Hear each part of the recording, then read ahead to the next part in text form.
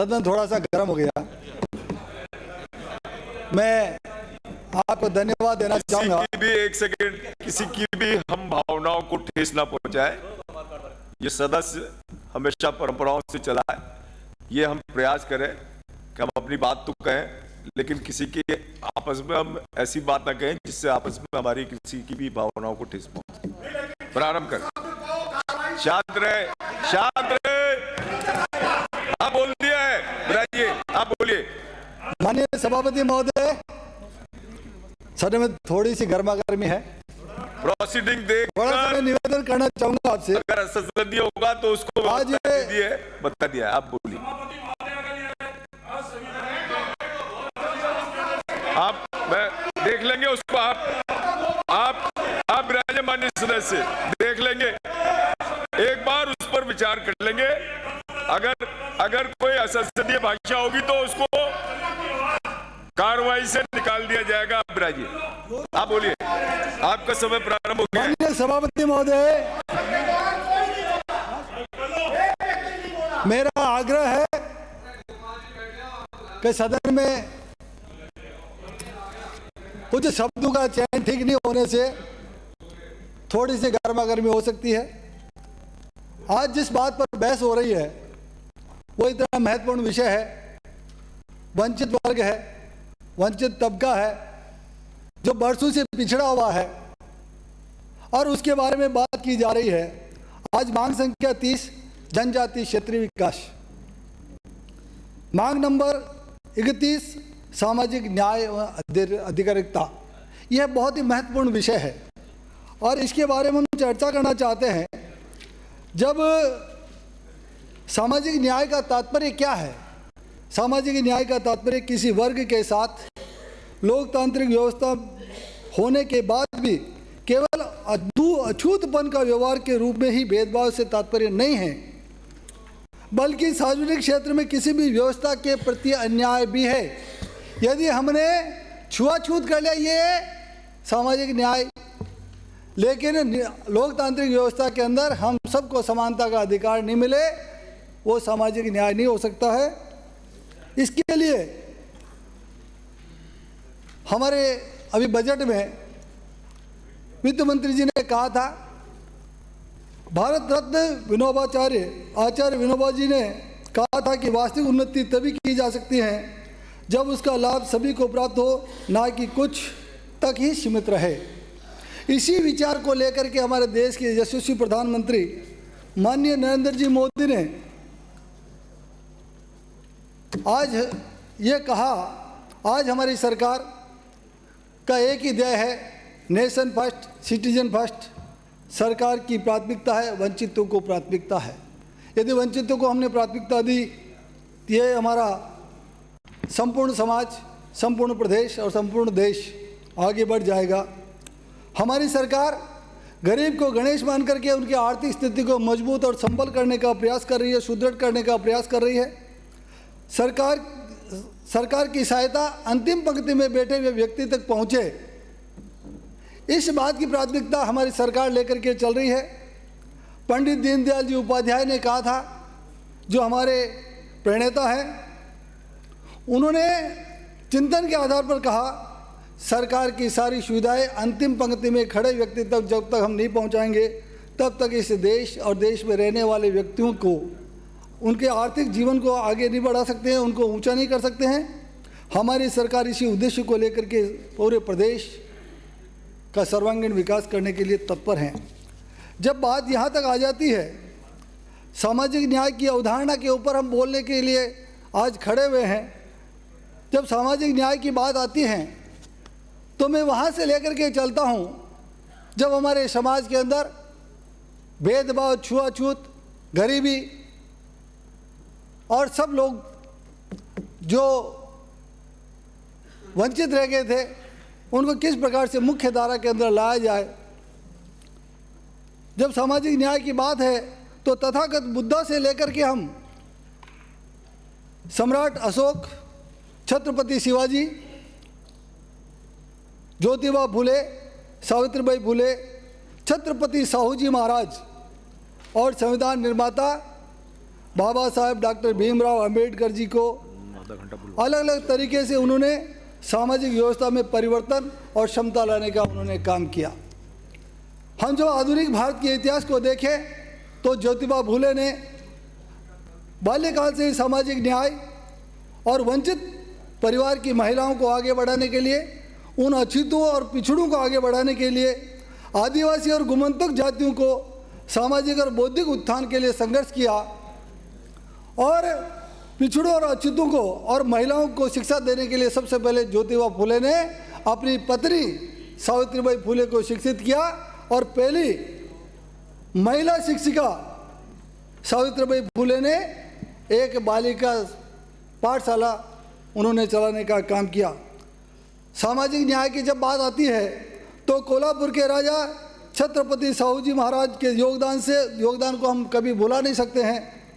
उन्होंने राज्य में वंचित वर्ग के बच्चों को पढ़ाने के लिए स्कूल खोले, सार्वजनिक जल स्रोतों का निर्माण करवाया।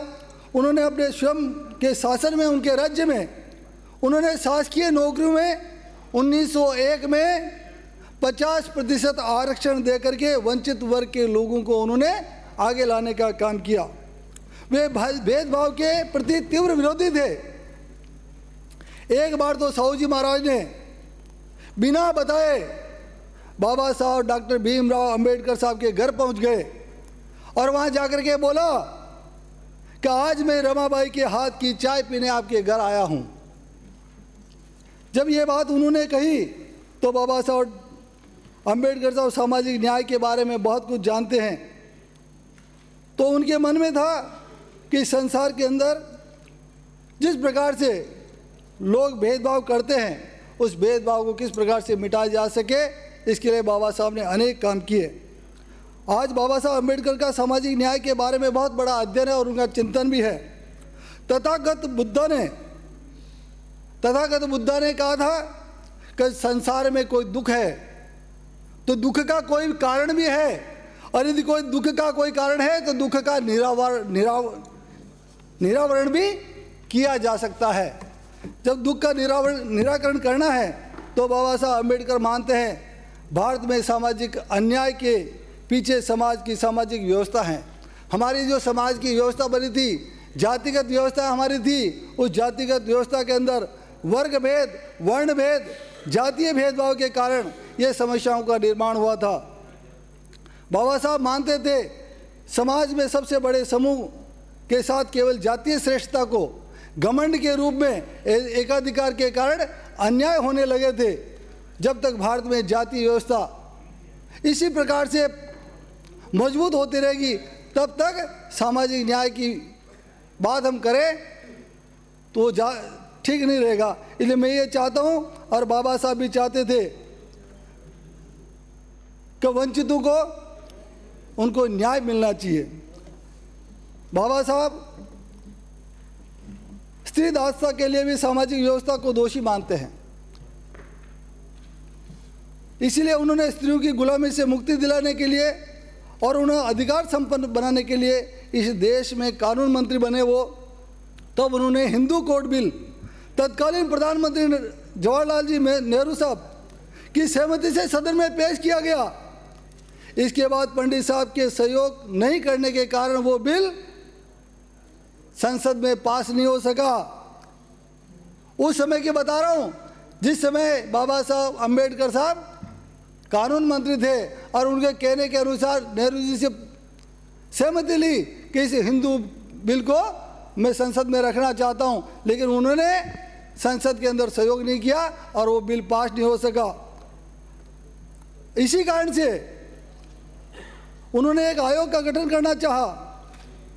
इसके विरोध स्वरूप पिछड़ी जातियों के अध्ययन के लिए पंडित नेहरू द्वारा आयोग गठित नहीं करने के विरोध में बाबा साहब ने मंत्रिमंडल से इस्तीफा दे दिया और बाबा साहब नारी शिक्षा के समाज की प्रगति के माने जाते थे।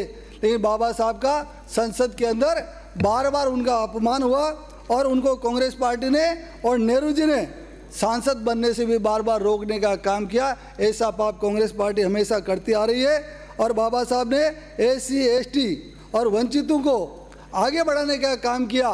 लेकिन बाबा साहब को पीछे धकेलने का काम कांग्रेस पार्टी ने किया और बाबा साहब के नाम से कांग्रेस पार्टी ने हमेशा राजनीतिक रोटियां सेकने का काम किया।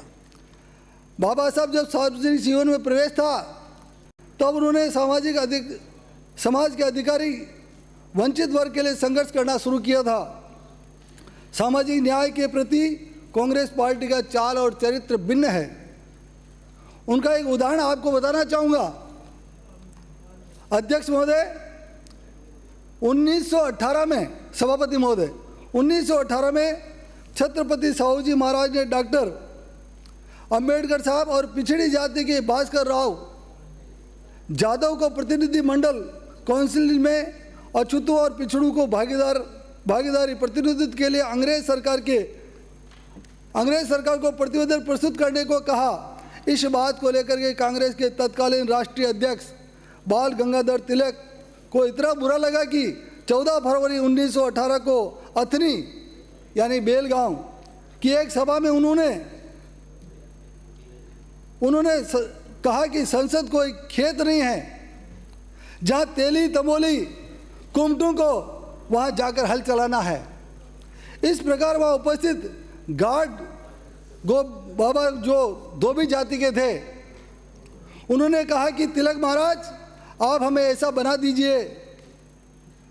तब से लेकर आज तक कांग्रेस पार्टी की सोच केवल दिखावा रही है, बल्कि सामाजिक न्याय के लिए जमीनी स्तर पर कुछ भी काम नहीं किया है। मैं इस अवसर पर राजनीति के अजात शत्रु हमारे पूर्व उपराष्ट्रपति तत्कालीन मुख्यमंत्री माननीय भैरू सिंह जी शेखावत को याद करना चाहूँगा। उन्होंने जिस प्रकार से SC, ST, OBC महिलाओं को राजनीतिक चेतना लाने के लिए उन्होंने जो काम किया, जब मैं पहली बार 1993 के अंदर जीत करके आया था तब मैं देखता था कि न तो किसी भी ग्राम पंचायत में, ना ही किसी जिला परिषद में, ना ही कहीं प्रधान, ना ही कोई पंचायत का सरपंच, ना ही नगर पालिका पार्षद, ना कोई चेयरमैन SC, ST और OBC का होता था, न कहीं महिला होती थी। लेकिन मैं धन्यवाद देना चाहूँगा उस महान विभूति भैरू सिंह जी शेखावत साहब को, जिन्होंने 1995 के अंदर SC, ST और OBC का कानून ला करके आज राजनीतिक चेतना ला करके सामाजिक न्याय करने का किसी ने काम किया, उस प्रणेता का नाम है भैरू सिंह शेखावत। राजनीति में आरक्षण मिलने से लोगों के अंदर आज चेतना आई है। आज महिलाएं सरपंच बनती है, जिला प्रमुख बनती है, पार्षद बनती है, चेयरमैन बनती है, सरपंच बनती है, वार्ड पंच बनती है। ये भैरू सिंह जी शेखावत की देन है कि उन्होंने संविधान के अंदर ऐसे प्रावधान किए, हर व्यक्ति को राजनीतिक चेतना के लिए अपने आप को आगे लाने के लिए उन्होंने एक मौका दिया। कांग्रेस पार्टी ने 50 साल तक शासन किया। क्या आपके राज में आप बता सकते हो 1952 से जब आम चुनाव हो रहे हैं, लोकसभा के और सारे चुनाव, क्या तब से आपने किसी को सरपंच बनने दिया? SC को, ST को, OBC को, किसी महिला को? कभी नहीं। आपकी कथनी और करनी में रात दिन का फर्क है। आपने 50 साल तक राजस्थान की जनता को भी लूटा और देश की जनता को भी लूटा। और आज मुझे ये कहते हुए बड़ी शर्म आती है कि 1990 जिस समय मैं अध्यापक था, जब अखबार की कटिंगें पढ़ता था, कश्मीर के अंदर से लोगों की हत्याएं करके उनके सामान और मकान लूट करके, उनकी संपत्ति को लूट करके कश्मीर से उन लोगों को निकाला जा रहा था। तब वहां पर कांग्रेस का शासन था, कश्मीर में भी, और भारत की सरकार भी कांग्रेस की थी। उनके लिए कोई कानून नहीं था, उनकी FIR दर्ज नहीं हुई, उनकी सारी संपत्तियां छीन ली। आज एक छोटे से छोटे व्यक्ति का भी कोई थप्पड़ मार दे, उसको 151 में पाबंद किया जाता था। लेकिन 1990 के अंदर इतना अत्याचार हुआ, इतना गुंडागर्दी हुई, इतने लोगों को मार काट गया। क्या उस समय ये सो रहे थे क्या? ये लोग तो वही है, ये पार्टी वही है, इनको सोचना पड़ेगा। मैं निवेदन करना चाहूँगा आज, यहाँ तक कि बाबा साहब को संसद में जाने के लिए बार बार इन्होंने रोकने का काम किया। एक बार नहीं, 2 बार। बाबा साहब चाहते थे गरीब और पिछड़े लोगों की उन्नति हो, उत्थान हो, लेकिन उनका उत्थान नहीं हो सके। ऐसा काम इन्होंने हमेशा उनको रोकने का काम किया। यहाँ तक कि बाबा साहब को भारत रत्न भी नहीं दे सके। मैं धन्यवाद देना चाहूँगा अटल बिहारी वाजपेयी जी को, हमारे प्रधानमंत्री जी, पूर्व प्रधानमंत्री, तत्कालीन प्रधानमंत्री जी को। उन्होंने बाबा साहब को भारत रत्न दे करके उनका सम्मान करने का काम किया। आज इंग्लैंड के अंदर वहाँ की यूनिवर्सिटी में उनकी मूर्ति लगी है। और जो ऐसे महान व्यक्ति था, जो संविधान का निर्माण करने वाला था, यानी उनसे आपने काम करा लिया, उनको उचित सम्मान भी नहीं दे सके। और आज सामाजिक न्याय के लिए जो 7 स्टार में रुकने वाले आज वंचितों की बात कर रहे हैं, पिछड़ों की बात कर रहे हैं, और कहेंगे हम तो 7 स्टार से भी क्या 10 स्टार में रुको, हम मना थोड़ी कर रहे हैं। यानी न्याय नहीं हो रहा है। यानी न्याय, जहाँ सामाजिक न्याय की जहाँ बात आती है, तो उस संविधान निर्माता के लिए मैं बार बार, मेरे मन में इतनी चिंता होती है कि इतने महान व्यक्तित्व जो हमने उनको सिर्फ पढ़ा है, हमने देखा नहीं, आज हम उनके चरण छूते हैं। और आज यदि आधुनिक भारत के कोई प्रणेता हैं, यदि वास्तव में कोई इस राष्ट्र का प्रमुख व्यक्ति को कहलाने योग्य है, तो मैं सोचता हूँ कि महात्मा गांधी से भी उनका नाम ऊपर होना चाहिए। मैं ये मानता हूँ आज की तारीख में। बाबा साहब की से समाज का विकास इस बात पर निर्भर करता है उस समाज की नारी कितनी शिक्षित है। प्रगतिशील समाज में नारी का सम्मान होना बहुत ज़रूरी है। समाज और देश की नारी शक्ति से समुचित प्रतिनिधित्व की भागीदारी का समर्थन करता है। यही सामाजिक न्याय की अवधारणा है। देश में नारी शक्ति का समुचित प्रतिनिधित्व होना चाहिए, लेकिन इसके अंदर भी वर्गों की संख्या के हिसाब से उपस्थित भागीदारी सुनिश्चित की जानी चाहिए। समाज के वंचित भी विधिमंडल के अंदर बैठने चाहिए। जब तक लोग SC ST के लोग नीति निर्धारण मंडल में नहीं बैठेंगे, तब तक ये समाज आगे नहीं बढ़ सकता है। बाबा साहब अम्बेडकर ने अन्य प्रगतिशील नेतृत्वकर्ता सर छोटूराम का नाम प्रमुख रूप से हैं। ये 2 नेता ऐसे थे जो प्रगतिशील भारत के लिए काम करते थे। उनके लगातार प्रयास और संघर्ष की बदौलत 1927 में साइमन कमीशन भारत में अछूत, पिछड़ों और वंचितों को समुचित प्रतिनिधित्व और पिछड़ेपन के अध्ययन करने के लिए भारत आया था।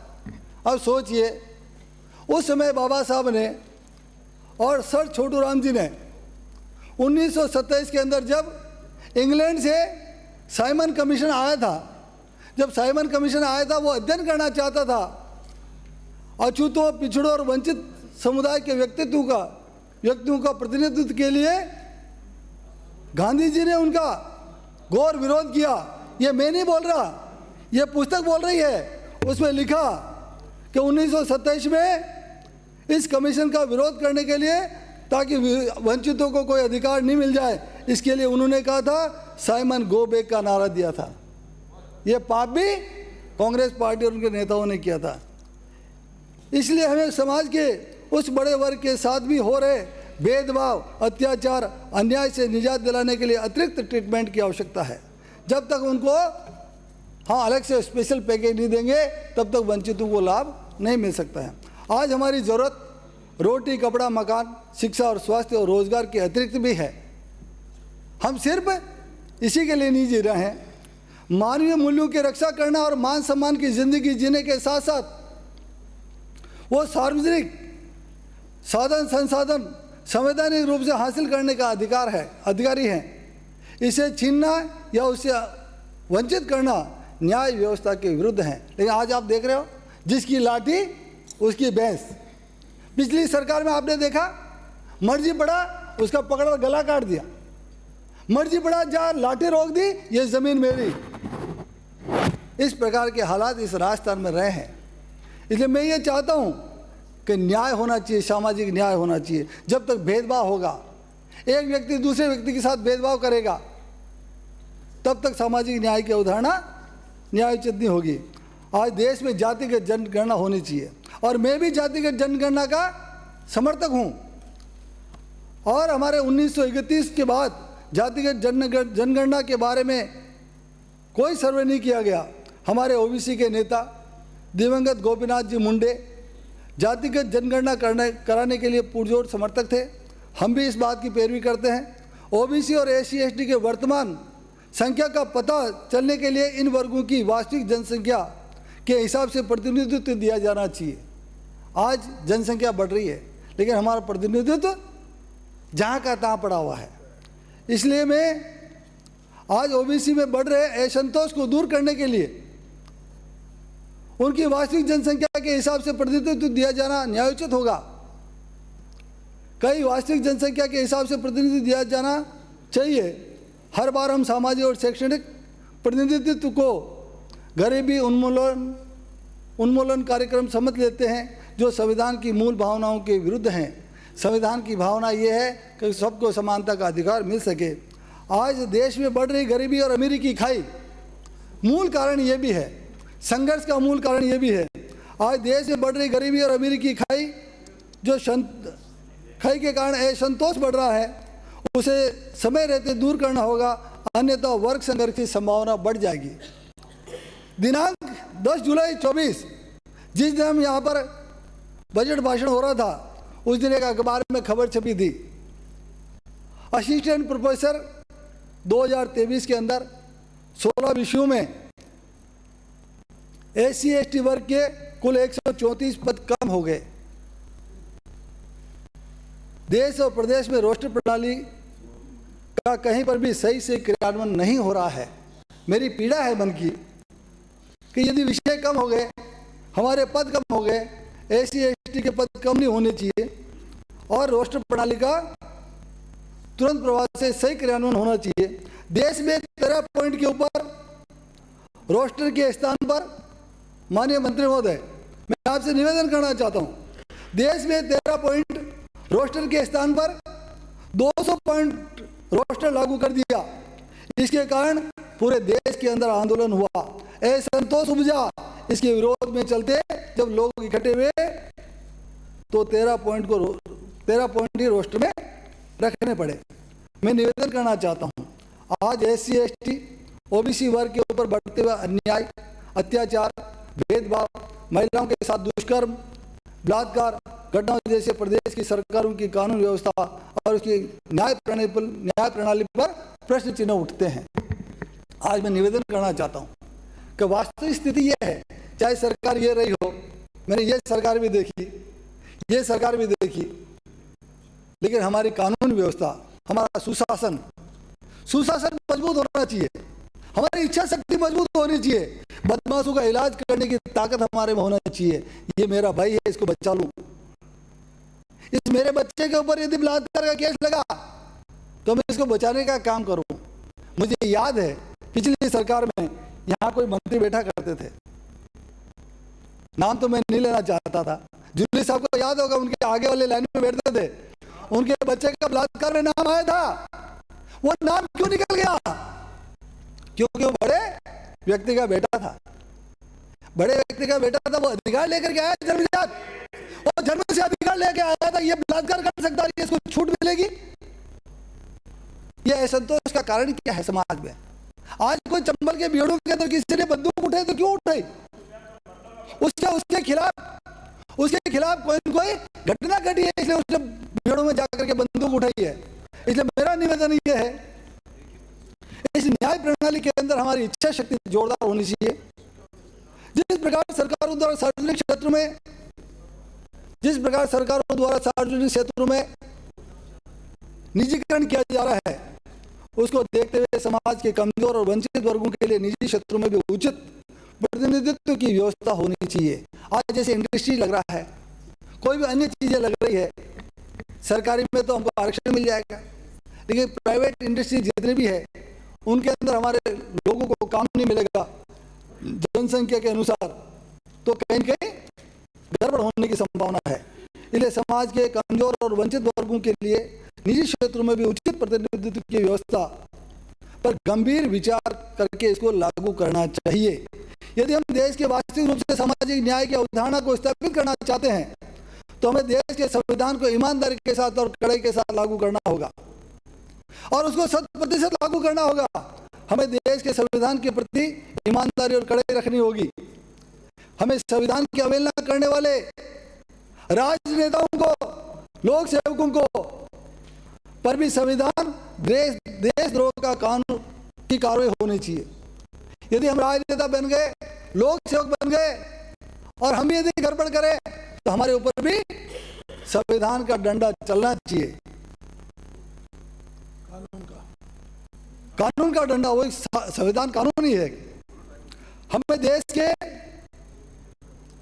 मीडिया को भी जिम्मेदार ठहराना होगा। 1953 में पंडित नेहरू सरकार ने पिछड़े वर्ग के नेतृत्व और बाबा साहब द्वारा पिछड़े वर्ग को अपने अधिकारों के लिए संगठित करने का दबाव में आकर इन वर्गों पर विस्तृत अध्ययन करने का काका कालेकर आयोग का गठन किया। अध्ययन के दौरान काका कालेकर बाबा साहब से आकर के मिले और निवेदन किया कि बाबा साहब पिछड़े वर्ग के बारे में आपका बहुत विस्तृत अध्ययन है, आप बताएं इस वर्ग के लिए बेहतरी से क्या किया जा सकता है, क्या क्या उपाय आपके मन में है। तो बाबा साहब ने कालेकर साहब को बताया, शासकीय नौकरियों में इस वर्ग के नौकरशाहों को नीति निर्धारक पदों पर पद स्थापित करना होगा। आज हम देखें कि SC, ST और OBC वर्गों के नाम मात्र के लोग हैं, सचिव और मुख्य सचिवों के पद पर भी नाम मात्र के लोग हैं। संविधान लागू होने से आज तक सभी सरकारों ने इस बात की गौर उपेक्षा की है। मैं इस अवसर पर कहने के लिए बातें खूब है, मैं इतना निवेदन करूंगा कि संविधान को हम कड़ाई से लागू करें, इसकी पालना कराएं। और अंत में मैं निवेदन करना चाहूंगा आपसे कि हमारे वित्त मंत्री जी ने और हमारी सरकार बनने के बाद हमने कई काम गरीबों के लिए किए हैं। सबसे पहले तो आपने देखा होगा, हमने 450 रुपये में गैस का सिलेंडर दे करके उन तमाम गरीब व्यक्तियों को सहायता पहुंचाने का काम किया। गाड़िया लोहार जिनके मकान बनाने के लिए 70,000 रुपये सरकार देती थी, हमारी सरकार बनते हमने उनको 1 लाख रुपए तक करने का काम किया। छात्रावास में निवास करने वाले उनके मेष भत्ते को 2500 रुपये प्रति छात्र मिलते थे, हमने आते ही उनको 3,000 कर दिया। सामाजिक सुरक्षा पेंशन के तहत हमने 1,000 रुपये के स्थान पर 1,150 रुपये करने का काम किया। हमारी सरकार बनने के बाद SC, SP और TSP फंड की राशि बढ़ाकर 500 करोड़ रुपए किया। बाबा साहब अम्बेडकर आदर्श ग्राम योजना में 10,000 से अधिक जनसंख्या वाले गांवों में वंचित वर्ग की आबादी के आधारभूत संरचनाओं के लिए 200 करोड़ रुपए का प्रावधान किया। गोविंद गुरु जनजातीय क्षेत्रीय विकास के लिए हमने काम किया। मुख्यमंत्री स्वनिधि के लिए काम किया। प्रधानमंत्री आवास योजना में आर्थिक दृष्टि से कमजोर वर्गों को 25,000 रुपये तक के अतिरिक्त अनुदान देने का हमने काम किया। स्थायी आश्रय स्थल आवास से वंचित परिवारों को मुख्यमंत्री गोमंतक आवासीय EWS वर्ग के लिए 150 करोड़ रुपए का प्रावधान किया। अनुसूचित जाति जनजाति विकास निगम, अन्य पिछड़ी निगम, अल्पसंख्यक विकास निगम आदि के लिए 100 करोड़ रुपए का प्रावधान किया। EWS हेतु रियायती ब्याज दर पर 25 करोड़ रुपए का प्रावधान किया। आंगनवाड़ी केंद्रों के लिए 36 लाख रुपया। 2-3 मिनट में अपनी मांग भी पूरी कर दूंगा मैं। मांग करो आपकी। तो इस प्रकार से हमने आंगनवाड़ी 5वां आंगनवाड़ी खोलने का काम करें, 3 दिन तक बच्चों को आंगनवाड़ी में दूध पिलाने का काम करेंगे। इस प्रकार से हमने कई काम किए हैं। मैं निवेदन करना चाहता हूं, ये मैं लगभग कई वर्षों से मांग कर रहा हूं, जनजाति मंत्री से विशेष आग्रह है मेरा, आप एक इतना सा करिए का TFC एरिया के अंदर SC ST के जो लोग रहते हैं, इनके अलावा बाहर जो लोग ST के लोग बिखरी आबादी में रहते हैं, जो TFC एरिया से बाहर हैं, TSP एरिया से बाहर रहते हैं। TSP एरिया के लोगों को तो विद्युत कनेक्शन में पूरा लाभ है, लेकिन बिखरी आबादी में कृषि कनेक्शन यदि कोई भी व्यक्ति लेना चाहे तो उनको जनरल की सूची में आना पड़ता है। इसलिए मेरा आग्रह है, अनुसूचित जाति के व्यक्तियों की तर्ज पर ST के बिखरी आबादी में ST के लोगों को भी प्राथमिकता के आधार पर विद्युत कनेक्शन देने की मैं मांग, कृषि कनेक्शन देने की मांग कर रहा हूं। मैं माननीय मैं सदस्य 2 मिनट में अपनी मांग पूरी कर रहा हूँ। मैं निवेदन कर रहा हूँ आपसे, समाज कल्याण मंत्री जी से। हमारा चित्तौड़ जिला बहुत बड़ा है और यहाँ पर उप निदेशक सामाजिक न्याय अधिकारिता विभाग हैं। इस कार्यालय को क्रमोन्नत करके संयुक्त निदेशक सामाजिक न्याय अधिकारिता विभाग किया जाकर चित्तौड़ में एक पद संयुक्त निदेशक का एक प्रशासनिक अधिकारी का सृजित करावा। नंबर 1, राशमी के अंदर जो अंबेडकर छात्रावास है वो जीर्ण शीर्ण अवस्था में है, उसको ठीक किया जाए और संचालित करके उसको अवश्य किया जाए। चित्तौड़ जिले में मानसिक विबंधितों हेतु पुनर्वास केंद्र अभी तक नहीं है, इसलिए वो जिले में होना चाहिए। विभाग का कोई भी विधानसभा क्षेत्रों के अंदर वृद्धा आश्रम केंद्र संचालित हो जाए तो उन बुजुर्गों को, जिन नालायक बेटों ने अपने माँ बापों को बाहर निकाल दिया, उन नालायकों के गाल पर थप्पड़ मारने के लिए सरकार उनके पिताजी को आश्रय स्थल पर रख सके, ऐसी व्यवस्था करें। रतन देवी नशा मुक्ति श्री एक मिनट सर एक मिनट जिले के ऊपर नशा मुक्ति केंद्र संचालित हो। पंचायत समिति भोपाल सागर में एक छात्रावास खुले और भोपाल सागर में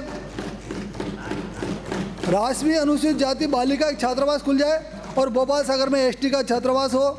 और एक निवेदन करना चाहूँगा दोनों मंत्रियों से, विशेष रूप से दोनों मंत्री सुन रहे हैं सर, जनजाति मंत्री जी, मेरा एक निवेदन है। सांवरिया जी में एक छात्रावास बना 15 साल पहले, पीडब्ल्यूडी का ठेकेदार ने बनाया प्लीज। और मुझे आज तक पता नहीं चला कि ये छात्रावास एसटी का चलाएगा या समाज कल्याण मंत्री जी का विभाग चलाएगा। और न वो विभाग ने अभी हैंड ओवर किया है वो बालिका छात्रावास किसके लिए बना, क्यों बना। मैं 15 साल से इस बात को लेकर के कई बार क्वेश्चन लगा दिए, कट मोशन लगा दिए, याचिकाएं लगा दी, लेकिन उस हॉस्टल का पता नहीं चला ये कभी चलेगा कि नहीं चलेगा। मेरा निवेदन है आज बहुत अच्छे तरीके से मैं चाह रहा हूँ, मैं निवेदन करना चाहूँगा माननीय सभापति महोदय, आपने मुझे बोलने का समय दिया, आपके द्वारा इसके लिए बहुत बहुत आभार, धन्यवाद। जय हिंद, जय भारत।